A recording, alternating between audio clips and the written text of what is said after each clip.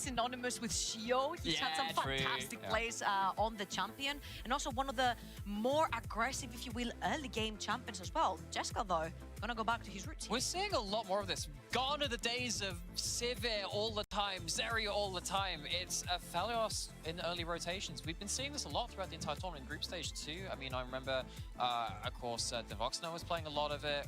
Exakick, great career champion of that play. Both of them were playing yesterday, of course, but it's going to be Yasta picking up the Aphelios this time. And you have the Jarvan as well into the Poppy. Not the biggest fan of the Jarvan, actually, especially into the Poppy. Stops the flag and drag. And honestly, you wanted to see the Azir banned here, but he's actually not even first pick for any teams. Now you have still got a champion which is really difficult to reach in the backline. Yeah, Jarvan has target access into the backline, but what happens if they can just slide out of it? Or shove you out of it, you know. Very interesting. So actually, there is actually a very interesting interaction with Jarvan into Poppy. So you can stop the flag and drag. You can't stop his ultimate because it's unstoppable. Yeah. Now, I believe there is an interaction where if you ult, it actually triggers the W from Poppy, but because you're unstoppable, it doesn't ground you, so you can flag drag after that point. There are some weird mechanical outplays at that point. I remember seeing a player in Japan doing that the one time.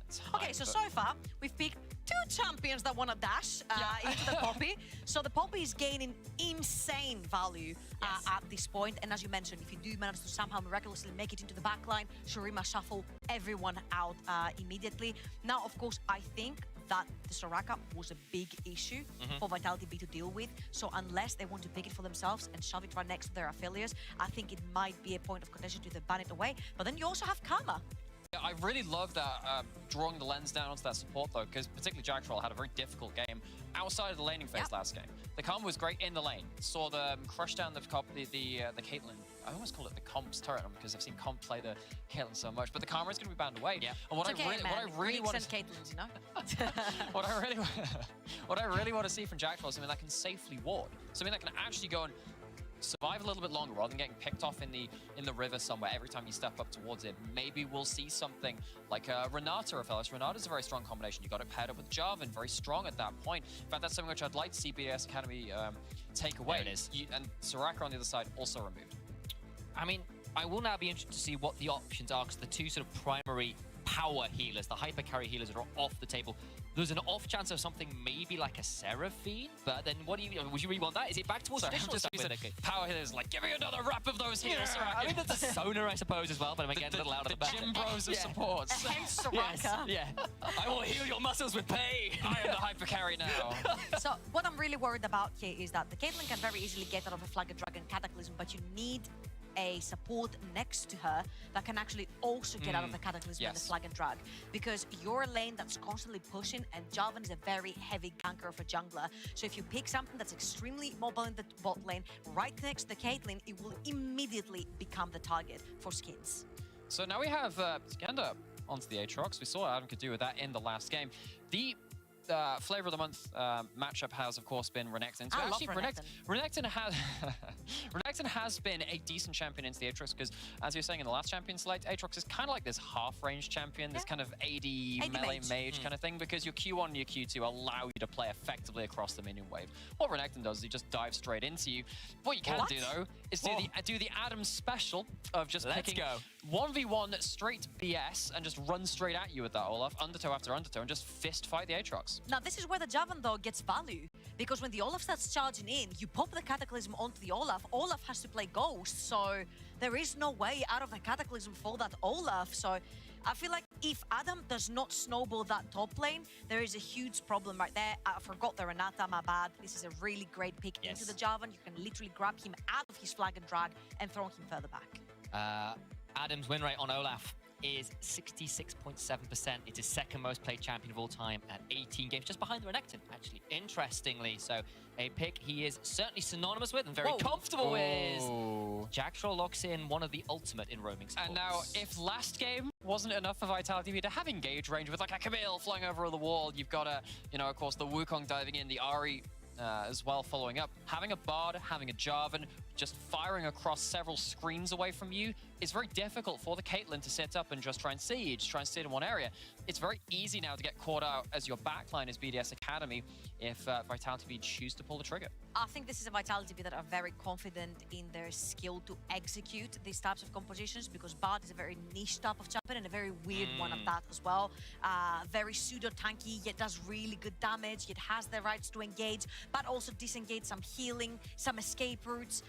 So it's a very weird thresh, if you will, type of champion. And honestly, I'm leaning towards BDSA again here. They've got the front to back, they've got their setup with the Caitlyn, they've got a Shurima shuffle if anyone makes it into the backline. And right here, you do not have these Camille's and Wukongs and Aries that will reach that backline with ease. It's gonna have to be a rough game through lanes and skirmishes. And that's the thing for me, because actually, not only do you have a lot of teamfight power with a longer range backline from BDS Academy, you've got winning early lanes too. You've got the Azir, which will push in. You've got, of course, that top lane of the Olaf, which is just so annoying in that 1v1 ever since that rework. Bot lane as well with that Caitlyn.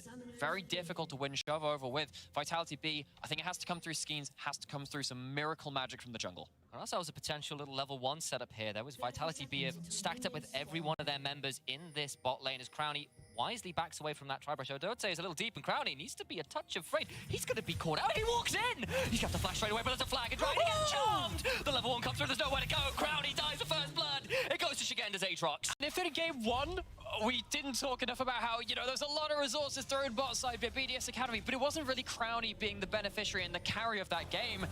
This makes it even worse. Right from the off, losing a summoner, losing their life. We saw it in the Dusty series as well, when they picked for the Jace. You lose your flash level 1 on a hard shoving lane. The second he didn't you even push have vision. again, He didn't even have vision. He just walks out of the tri-burst feeling safe because Odote was also pushed towards the bot side of the map. And right there, you will see that Diplex actually sacrifice a little bit of the early game prowess so he can get the taunt. And maybe time at this point to bring up a little bit of our team graphics, because last game was very slow. Things didn't happen, and these teams are known for playing fast, for playing bloody. Game 2, we seem to be back on the track right now. Actually, fun fact, the only team that has a fastest game duration than these two was Valiants, but they didn't win any of their games. Shio, oh my god. Now these two teams won a lot of their games, and they still have some of the fastest timers there.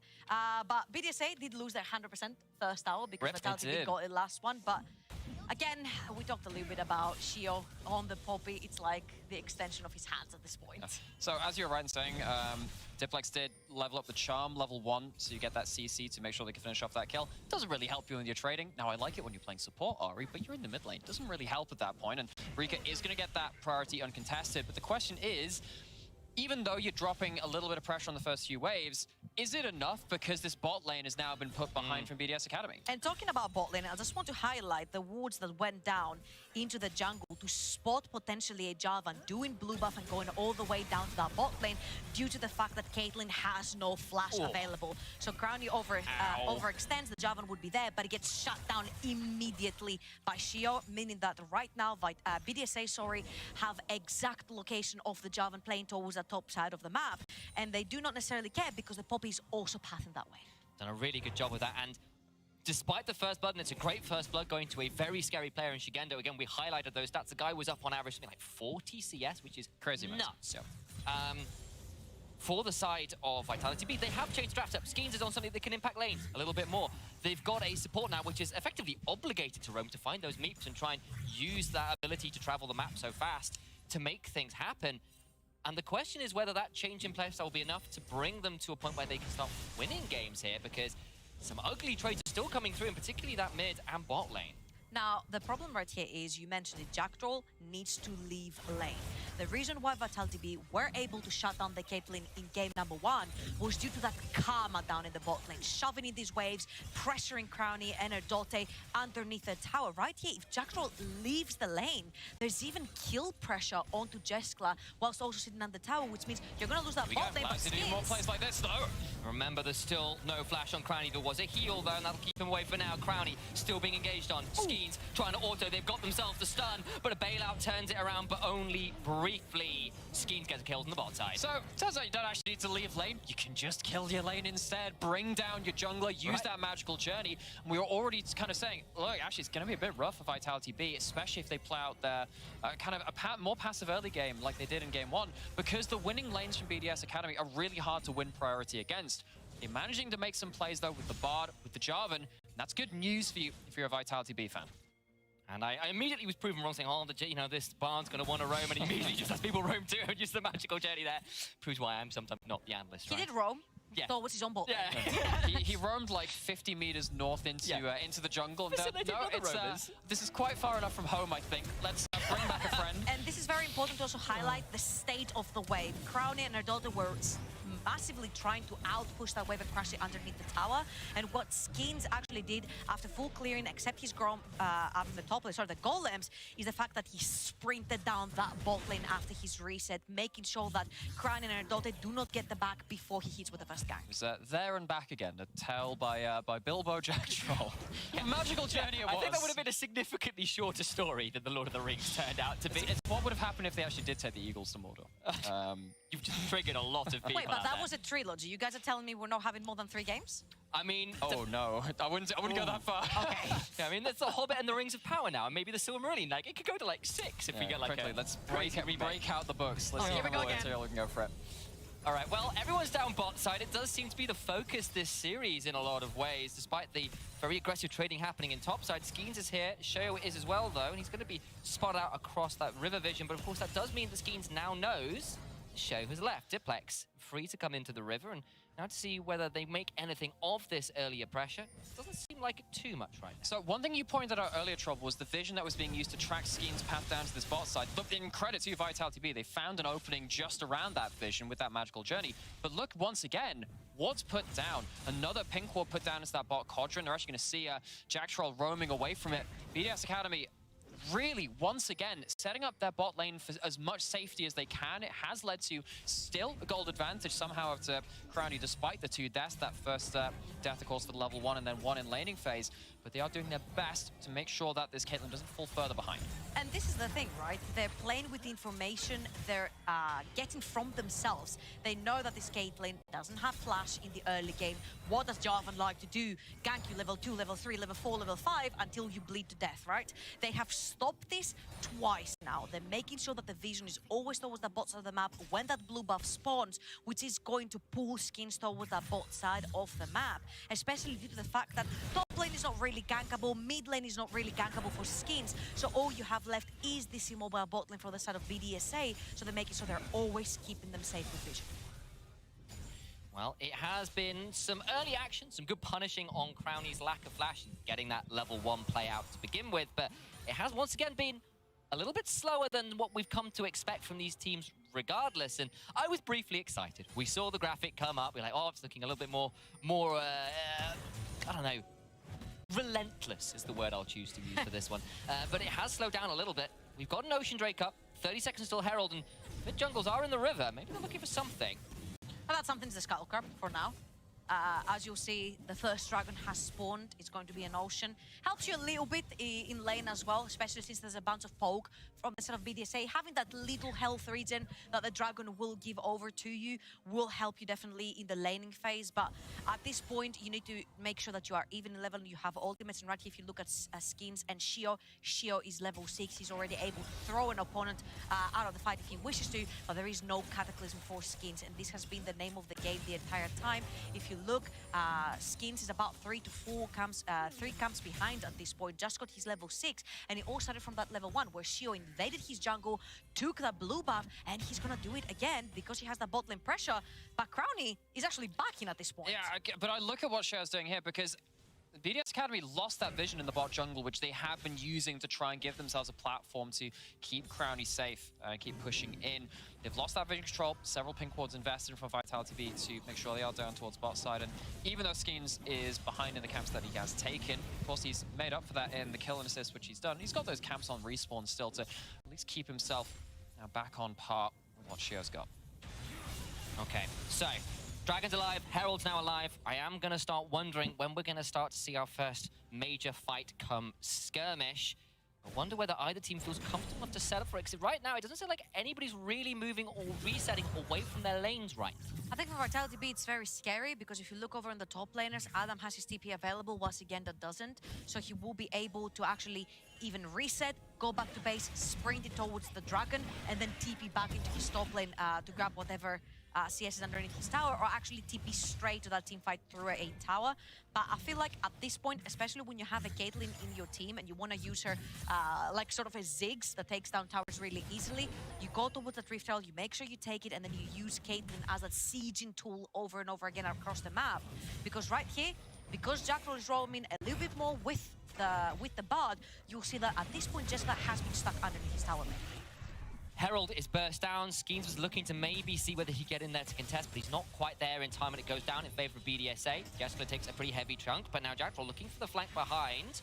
What can they get out of it? I'm not sure all that much. In fact, he's level 5. I'm not sure whether he wants this trade. Well, the thing is, when Fellows hits level 6, you get so much kill pressure, especially when you have the Crescendo ultimate. You get to stack up Crackmans very quickly. When it is just in that 2v2, it just means that the DPS coming out of Fellows is so strong. Got the Caliban Crescendo combo for the rifle turrets. You could see that there was an angle there, especially if you get that double stun, but as you said, nothing comes of it. Also, you're also fishing for reactions, right? A magical journey works kind of like a thresh lantern. You throw it behind you, and you don't know if there's any enemies that are going to come out there. So maybe fishing for reactions, fishing for a spell that's going to miss, like the handshake from a Dote, might allow you some opening to go in and even trade and push down that Caitlyn lane. But again, my eyes are on Shio right now, because he's the one holding the Rift Trail, and I'm expecting it to go towards that bot side of the map. Get that earning, get a reset on your bot lane, get to shove in a wave or two, and try to cash in on your Caitlyn. Be the first one to move your hyper carry around the map to take more towers. Yeah, because at the end of the day, I think the goal is, as you have been saying, to try and just pin this bot lane from Vitality.Bee to their lane, and make sure that they can't use that use it like this, actually, to make plays in the mid lane. Yeah, but Rika does manage to avoid the charm, uses that Empress Divide and then the Shifting Sands and Conquering Sands combo to get himself out of danger, but there's some ults traded, not too much more down there. Maybe this will give Vitality.Bee the option to go for the dragon. Close. Tempered Fate misses. Crownie has got a 90 caliber net, and that's enough to get away, as Jetskler will take an ace in the hole in trade. And actually, that chunk could be meaningful with that dragon being started. Now, Jack Troll in trouble. Flash is stopped from going through! What a phenomenal W from Sharon. They have to pull off the dragon. Wow. And you know, we were talking about how, well, yeah, Jack Troll, kind of want to see him on a pick that's a little more safe to ward, a little more safe to walk up into River. Poppy is notoriously good into Bard. You can't go through the Bard magical journey with that W. It does actually count as a mini dash, and Shio closes the distance, uses the charge to get in range, and Jack Troll looks for a play, punish though when it doesn't land. And remember the turn we're talking about, either you push double a wave or you get a pick and you have the numbers advantage. That's exactly what BDSA are doing here. They're gonna take that entire bot lane tower, get all this gold into the Caitlyn. They're gonna bring 3 members down from Vitality.Bee though, and Skins. Here we go, they're all coming in, but a massive start to the wall, into the double knockup, but there's a hostile takeover. That was a magical journey, straight to hell. The bailout keeps Crownie alive, but what can Jetskler do? He will flash forward to secure 1. Can he get a second though? The ward in the bush will not allow vision for long enough to get the kill. It's a disaster. Shio on Poppy, baby. He has been absolutely on point. Skins is always coming second to him. He's there to countergang. He's there to shadow his lanes. He's there to create pressure. And twice now, not only has he opened up bot lane, but he's also responded to the countergang after the tower went down. And honestly, it pains my little heart. I'm seeing 4 Dash champions into a Poppy. This is a hell of a game for Vitality.Bee to play. Yeah, and if you can play play away from the Poppy, because your Bard is roaming, because you're getting more numbers to the fight, then it's kind of okay, right? But you need to make the game as little about the Poppy as possible. And that immediately falls apart as soon as you take that journey, and Shio comes in. That is just an awful situation to be in. Multiple auto attacks coming out from both of them, hammering on each other's heads. As you said, that reset comes out, and also, all 3 die in this how fight. important that reset was, because Crownshot got 1 more headshot onto the Aphelios. Not done. So much damage coming through. Shio's got himself a steadfast presence, and he's getting out. No way! Dirty lands a handshake to stop Jack Troll going any further, and there's still 30 seconds on Crownie. I wonder if he might be able to get another plate here. And the Shio still has flash. It's not even like you had to expend that. I think at this point, you've got to the point where, you know, Mythic items been built up onto your jungle. It's a little harder to burst them down, and Shio more than happy to walk out away from that, use the heroic charge to get out of dodge. And while all this is happening, what that Herald means is that your Caitlyn is now unlocked around the map. If in game 1, you saw that it was Caitlyn getting a lot of resources, but it was topside that had to bail out BDS Academy in those team fights. This time, Crowny's in a point of power, they can still fight. They realize Shio's there and they have to pull out the ultimate pop from Jack Troll. They don't get anything for it, and Vitality.Bee pull off the play. And you can see what the game plan was from Vitality.Bee. They got the first blood level 1 of the Caitlyn. Rika's in trouble, but has shifting sands and gets out to safety. Crowny from 0-2-0 to 2-3-2, a whole first turret with the plate set, 2 plates in topside as well. He's now 2.1 thousand gold ahead of his opponent, alongside a hefty chunk of CS.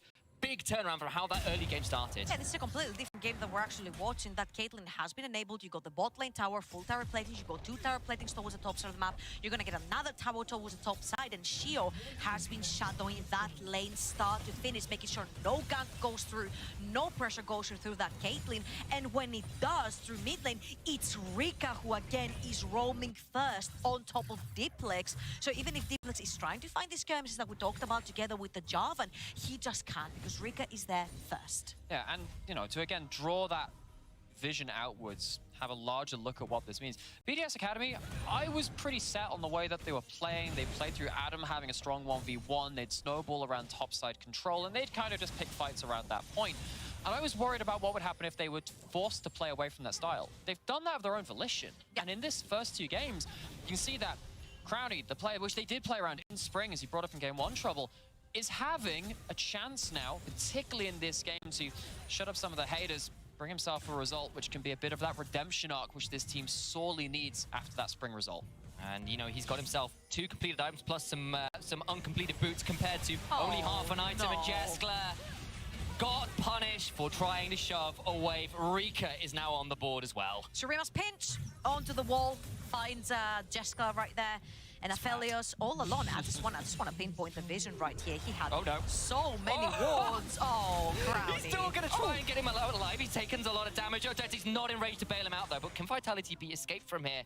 They're pretty deep, but they've still got room to escape. So I'll be, you know, taking requests on who I'm going to talk about and praise next, because Crowny dies. Just it's like, wow, doing so great, especially after spring when they lost 4th time's the charm. 4 times the charm, and charm get it? you know what? I actually got that. We're really into each other. That's really problematic. You guys did this to me. Sometimes I feel like... Why have we corrupted you? Sometimes I feel like I'm the oldest one out of the 3 of us. It's actually completely the opposite. I'm the youngest. It's like, now, children, let's move on to League of Legends for the day. This is what casting with the 2 of us does. It ages you mentally. Like, it's like a full-on, like, hyperbolic time chamber. Either way, Dragon's up and alive. Neither team's gone towards it quite yet. And the gold lead is pretty heavily in BDSA's favor. And a lot of that is in Crowny's back pocket, despite the deaths he's accrued. He's still got a lot of resources into himself. And also now, Sheo at 2-0-3. Massively impacting this game so far. And I think right here, because you have so many priority lanes to play through, BDSA can take that Caitlyn in the mid lane, put down the Rift Herald, shove in that wave, and by shoving in that wave and putting pressure on the tower, you force Vitality.Bee to have to react to it, which means you get a pretty free trade, into... That's fine. You just get to move into the river first, but the Rift Herald is still there and still going to do damage, so you need to make sure that you actually reply to this, which will allow BDSA to move first into the river and get that objective that they came for together with the tower. And this was the danger of what happened in game 1, where you still have the Caitlyn and the Azir. It is siege, it is group, it is fight in the grouped up fights, and Vitality.Bee. I'm sorry to break it to you, this is even worse. They have a Poppy. They have a Poppy this time too, so it's like, even worse, 5v5s, just don't do it. Vitality.Bee going to find a lot of struggles in that regard, but they're not able to split open the map. BDS Academy are controlling the map, they're controlling where Vitality.Bee are on it, and they're running out of options, much like they did in game 1. And, you know, for a series we pegged as being all about the top side, it's been a quiet one. Not really all that much has happened. A bit of a gold lead towards Shigenda, but not the kind of world-ending, game-breaking ones. But the moment I speak about it, I'm here to have done it again. I've got to stop cursing top lane as Adam has got no flash, he's got no hope. Shiro channels out the ultimate, but there's just nothing to be done. He dies. they get the pick. You know what? Someone has to be the target from this little BDSA. The other 4 members, well, apart from Crowny, sorry, seem to be pretty undying on the map. And since Adam does not run the flash, as we mentioned, 1 Cataclysm is enough to lock him in place. You bring over other members, and I think this is how Vitality.Bee can start slowly but surely clawing the way back in. Get some of these bounties, get some of that extra gold from the kills, and start putting some money into that array, because it pains my heart, and I'm sure it pains your heart as well, Nymera, that these skirmishes in mid-jungle duels just don't work for Vitality.Bee. Well, they really are trying to play around it. They've tried to play around the side lanes. They've stayed too long, though. Not quite, but there's going to be trying to reset. Can he get out in time? They missed the bush! He missed the bush. They found him. They didn't get him! Absolutely criminal. Absolutely criminal. No. That should not happen. So, missed the bush with the ward, the TP out, and they don't stop the other reset. That is... He had already used his handshake. Get away without murder in this time. I am speechless. That's I am ridiculous. absolutely speechless. That is ridiculous. That is a chain of very unfortunate events. Lemony Snicket knows exactly what that one is. There's a book or two in that, I'm sure. Red buff being started though for BDS will try and take that in penance for the aggression in top side. Skeens though will smite away, or try to smite away. That red buff fails. No one falls quite yet. Baron now spawned, and really a matter of whether they can maintain control here as Rika feels empowered to go forwards, ace in the hole afterwards, and Diplex did not enjoy that. Yeah, and this is one of the reasons, this is one of the games and one of the matches where I don't mind Crown on for the Azir, because typically when you're against the Ahri, you're taking a single bursty trade and then you're trying to like play around for the next one. That Crown can allow you to play really ballsy and just say, all right, we'll take you on. Having a Caitlyn ult thrown into the mix too is, it allows the Azir to really threaten just by zoning forwards and actually be less of just a grouped up hitting multiple targets, but having single target damage threat too. Also, I love that, because also who's gonna break your crown? Last time we saw Skeens trying to break the crown. He literally died to break the crown, and then the team lost an entire team fight due to that for having numbers disadvantage right here.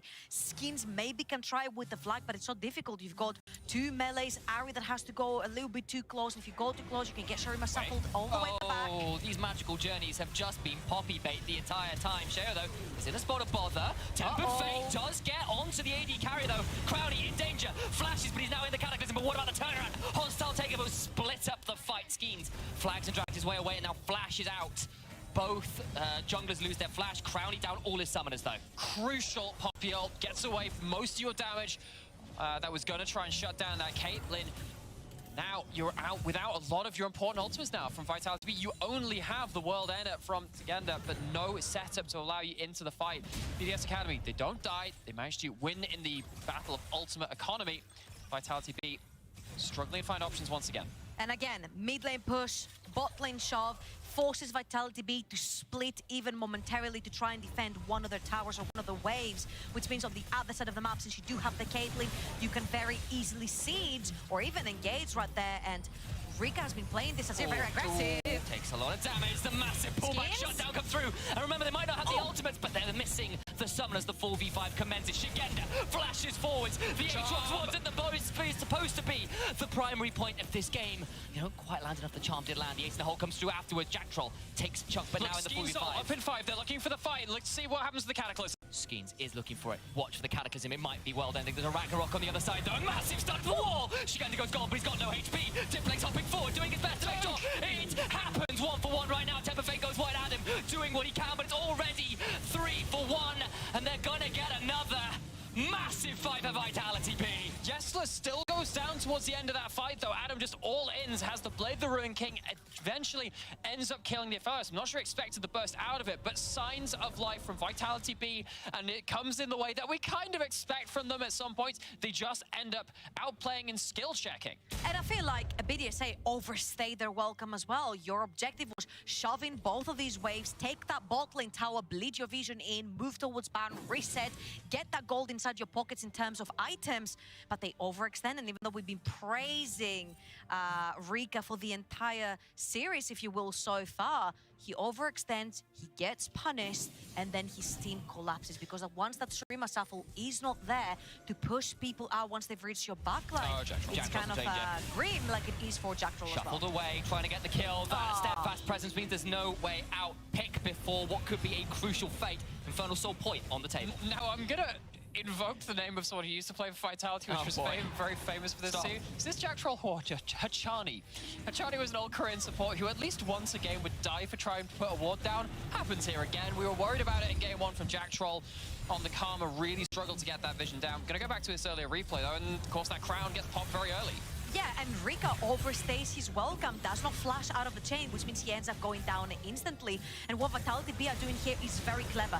Not only are they chasing, but they're also pinching BDSA into one place. And if you look at Crown Shot, Skins gets a fantastic flag and drag. Shio had already used his W, so now he does have that access into the backline. He can chomp into the backline of BDSA, and your damage dealers will do the rest. Of course, Adam is doing Adam things on his Olaf, grabs one with him, but the sentiment of this entire fight is that you gave away a bunch of these shutdowns, a lot of kills, and therefore items over to Vitality.Bee. Yeah, it's a little scary for BDS Academy. Of course, it's kind of the nature of your team composition. If you're on the back foot and you lose one of your carries, you can go from bad to worse pretty quickly. You don't win out in the mobility department, especially when you're trying to rally around your Caitlyn on the defense. However, got to try and do that again. To do that again for Vitality.Bee, you got to start winning the fight. That's where the trouble's been. Yes, and the thing is, you've narrowed the gold lead, but it's still 5,000 in the favor of BDSA, and they still scale very well as a team comp. They've also got themselves at Soul Point to make matters worse, so Vitality.Bee gonna need a few more of the fights like that. I think they need a few more items than the like of Yaskla, who is at least caught up in completed items for now, but I doubt that Infinity Edge is too far away considering the gold discrepancy in the hands of Crownie. I'm just going to say, we've seen 2 Caitlyn games. The first one did not go so well. The second one has gone better. In terms of team fighting though, I fail to see how that Caitlyn has helped, but look at Sigenda on the flank. If he walks too far forward, he will be seen by the ward. They're already pinging him behind them, because they have seen him. He's on the flank, but what can he do? Well, the Bard ult missed already. I think if that landed, that would have been the go button. You find a multi-angle fight, you flank onto the carries, which lack the escape after that point for Sigenda. Adam knows he was lurking behind. Yeah, he's just been tracking him at this point, and Vitality.Bee gonna just fall prey to the siege again. Got to try and stop. This has been so difficult to break. Yes, you've killed Crownie a number of times, but it has not stopped the snowball. It has not stopped the siege, really, over the course of this game. It's only been brief delays, if that. And this inhibitor turret now down to under half HP. Adam will get hit with the Infernal Chain. Use the ultimate. Does get the charm on the show, but he's just so tanky. Nothing really found of it. Now that ultimate is down, can Vitality.Bee find the engage? And as you can see, Shio and Adam are playing in front of all the carries. They don't care if they get charmed, because it's not going to be max damage coming through onto these 2 targets. All they care about is eating these skill shots just so Crownie can hit that tower and take it down. It's not going to be on this turn, unfortunately, for BDSA, but what they can do again is reset, take all that money, put them into items, and slowly but surely start bleeding the vision towards that bot quadrant of Skins jungle. Try and force Vitality.Bee into what you did in game number 1, trying to fight you head-on 5v5 where you're stronger. Well, speaking of item completions, Crownie just got himself an Infinity Edge. It's a death cap on Rika. They've got Soul available to them in 2 minutes as well. And Vitality.Bee, I think that might be the doomsday clock. They need to fight for that or it's lights out.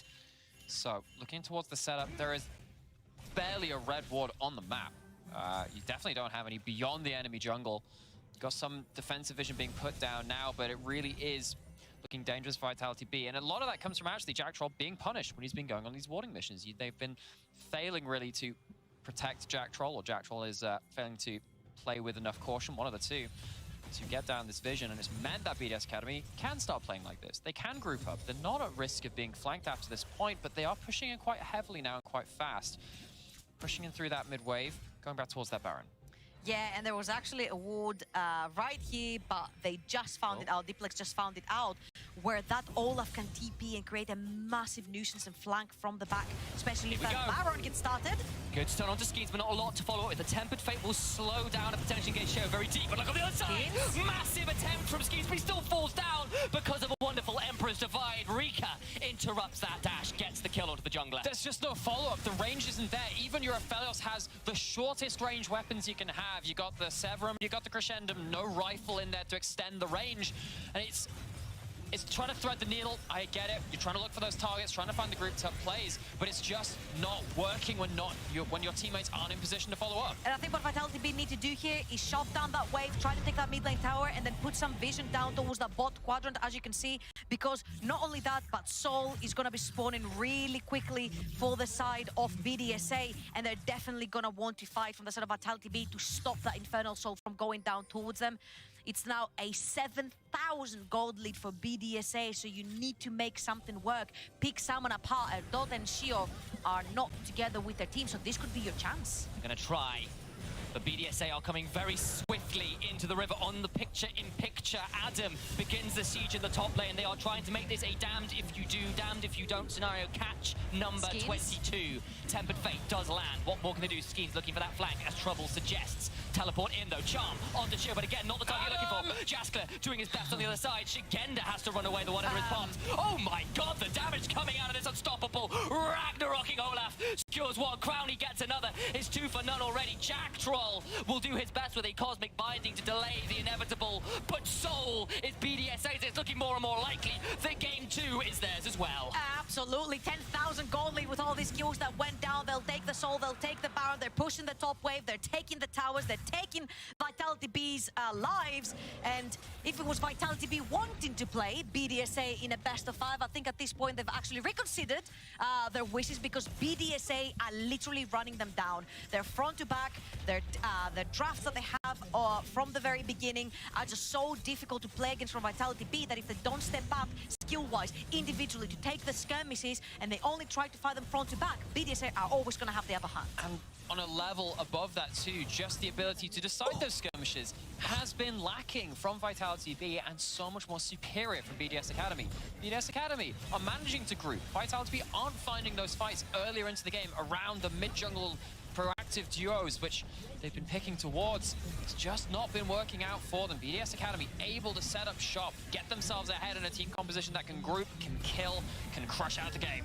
And while the kill score might look even, the gold lead has been anything but. It has been a relentless grind towards the end of this game. Vitality.Bee at the ends of their rope. They're going to try their very best to hold on here. Jack Troll helping Jeskler throw down as much damage as they can. Diplex throws down the ultimate. Gets a charm. That's onto Crown Chop, but he flashes away. No kills coming through. The health bars are pretty low. Shigenda up full HP, but already Jack Troll falls down. Moonlight Vigil, that's onto Rika, but he'll shuffle away to get the shield. Into the backline, they go the handshake by time. But Jeskler's dead. They get the kill. Teleporting back in. Sheo's so low, but they just can't kill anybody. Shigenda versus the world, but it's an ironic twist on his ultimate, because it ends right here. BDSA now up 2-0 in this LFL derby. BDSA have not had to show any ace up the sleeves. Just one in the They're hole. getting